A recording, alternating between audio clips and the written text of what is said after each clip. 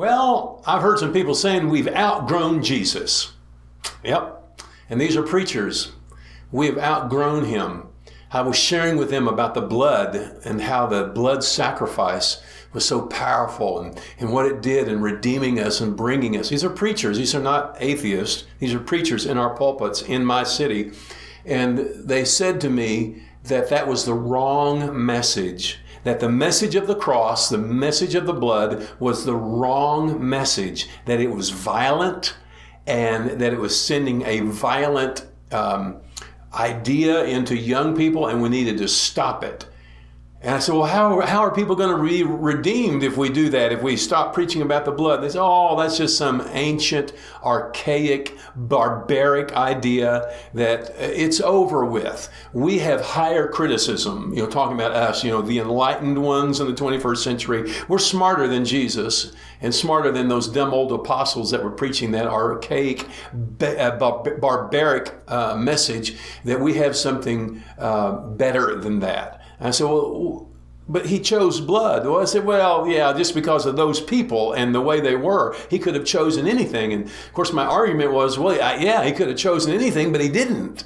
He didn't choose anything. He chose blood. And what we have to understand, we don't get the problem if we think that Jesus isn't necessary. We don't understand what we lost. We don't understand that what Adam and Eve had in the garden was perfection. They talked with God in the cool of the day. They were about his business, and they were cultivating and subduing, and things were wonderfully perfect in that garden. There was just one thing. He said, don't do that. And they chose that and rebelled against God, and they lost the very presence, the goodness, the joy, the very being of God on the inside of them. Their spirit that was full of light became dark.